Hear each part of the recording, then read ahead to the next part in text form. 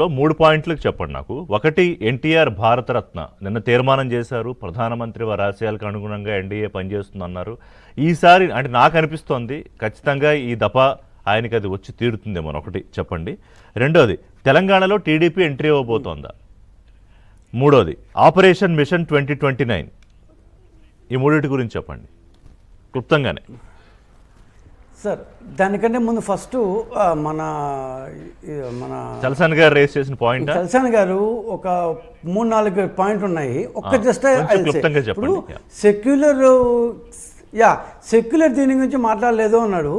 నిన్న క్రిస్టియన్ తీర్మానం ఉంది, ముస్లిం మైనారిటీ తీర్మానం ఉంది, హిందూ దేవాలయాల సంరక్షణ తీర్మానం ఉంది. ఇంకా చెప్పాలంటే స్పిరిచువాలిటీ, ఆధ్యాత్మికత వర్సెస్ సంపాదన ఏ విధంగా చేయాలి 20 మినిట్స్ ఆనంద్ రామనారాయణ రెడ్డి గారు చాలా బాగా ఇచ్చారు దానికి. సో ఇది కాకుండా బ్రాహ్మణ కులాల యొక్క అనే తీర్మానం ఉంది, వైశ్య కులాల తీర్మానం ఉంది, బీసీ కులాలు, ఇట్లా రకరకాలుగా దాని సెక్యులర్ దీని గురించి మాట్లాడినాం. ప్లస్ కేంద్ర సహాయం గురించి మాట్లాడారు. కేంద్రం మనకేమి ఇవ్వాలి, మనం ఏం చేయాలని. సార్ చాలా పెద్ద తీర్మానాలు, 2 తీర్మానాలు, ఒకటి కాదు 2 తీర్మానాలు. మనకు ఇప్పటిదాకా రాష్ట్రంలో వచ్చిన ప్రాజెక్టులు, రావాల్సిన ప్రాజెక్టులు, ఇండస్ట్రియల్ నోట్స్లు, ఏ సెక్టార్లు, పెమ్మసాని చంద్రశేఖర్ గారు చాలా డీటెయిల్గా ఇచ్చారు. ఆ యొక్క తర్వాత తీర్మానంలో పోర్ట్సు, దాని రోడ్స్ గురించి సోమిరెడ్డి చంద్రమోహన్ రెడ్డి గారు, ఐ థింక్ మళ్ళా ఇంకొకరు ఐ థింక్ మంతెన రామరాజు గారు, వీళ్ళిద్దరు చాలా డీటెయిల్గా మాట్లాడారు. So it's not that we have discuss at length. So మన సెంట్రల్ నుంచి ఏమేమి రావాలి, మనం ఏమేమి డిమాండ్ చేయాలి, ఇప్పటిదాకా మనకి ఏమొచ్చాయి, మనం ఇప్పటిదాకా ఏం అడిగాము, ఎన్ని ఉద్యోగాలు వచ్చాయి, వాళ్ళు ఏమి ఇచ్చారు, చాలా డీటెయిల్ డిస్కస్ చేసాం. సో మూడవది కార్యకర్తల గురించి మేము చాలాసేపు మాట్లాడినాం. ఇప్పుడు మీరు చెప్పేది ఏంటంటే ఆయన ఇంకొక మాట అన్నారు, మరి ఇవన్నీ చెప్పారు కాబట్టి ఇది కూడా చెప్పండి. తెలుగుదేశం పార్టీ మూల సిద్ధాంతం ఆత్మగౌరవం, హక్కు, ఈ రెండింటి గురించి ఎక్కడో దానికి కొంచెం లోపం వచ్చినట్టు అనిపించింది అన్నారు. తెలుగువాడి ఆత్మగౌరవం, తెలుగుదేశం పార్టీ కాదు, నిన్న వచ్చిన 25 లక్షల మందిలో ఆ ఆత్మగౌరవం పూర్తిగా తొణికిసలాడుతుంది. 25 లక్షల మంది అంటేనే పార్టీలో నాది. ఇప్పుడు వీళ్ళందరూ జూమ్ ద్వారా వచ్చిన వాళ్ళు కాదు, 20 లక్షల మంది ఆయా క్లస్టర్లకు ఫిజికల్గా వచ్చిన వాళ్ళు. మా పార్టీకి ఉన్నంత ఆత్మగౌరవం ఏ పార్టీకి లేదు. గంటాపదంగా ఖచ్చితంగా చెప్తాం, మేము తెలుగు వాళ్ళము, తెలుగు వాళ్ళ కోసమే చేస్తాము. అంటే పార్టీ కాదు కదా, ఆంధ్రప్రదేశ్ లో మీ పార్టీ అధికారంలో ఉండి ప్రభుత్వం నడిపిస్తుంది. కానీ ప్రజల తాలూకా తెలుగు ప్రజల తాలూకా ఆత్మగౌరవాన్ని ప్రొటెక్ట్ చేయడానికి ఏం చేయబోతున్నారు అనేది ఆయన అడిగినట్టు అనిపించింది నాకు. సార్ ఒక్క మాట సార్, ఇప్పుడు తెలుగు వాళ్ళు ఎక్కడున్నా కూడా పూర్తి స్థాయిలో బాగుపడాలి, ఆనందంగా ఉండాలి.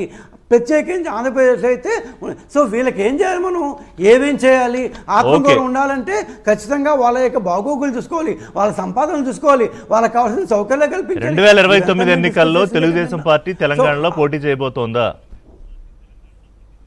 ఎస్ సార్, తెలంగాణలో తెలుగుదేశం యొక్క వేర్లు చాలా బలంగా ఉంటాయి. పసుపు వేర్లు అంత ఈజీగా రావు. పసుపు ఎట్లయితే లోపల వస్తుందో, పసుపు మనం మామూలు తీసేది, అట్లా వేర్లు ఎప్పుడు లోపల ఉంటాయి. సో ఖచ్చితంగా చాలా బలంగా ఉంది. 2 లక్ష చాలా క్యాజువల్గా చేస్తేనే 2 లక్షల మంది ఏమంటారు సభ్యతలు వచ్చాయంటే నిజంగా పూర్తిగా మేము దాని మీద చేస్తే. కాకపోతే ఏంటంటే కొన్ని ప్రత్యేక పరిస్థితుల వలన రాష్ట్రం విభజించిన మాట వాస్తవం. సో బీఆర్ఎస్ లాంటి వాళ్ళు వాళ్ళ యొక్క దీన్ని ఆయన అది తప్పని అనివార్యంగా అయిపోయింది. అంటే ఇప్పుడు మారితే కూటమిగా తెలుగుదేశం తెలంగాణలో పోటీ చేయబోతోందా? సేమ్ అంటే ఏపీలో కూటమే సార్.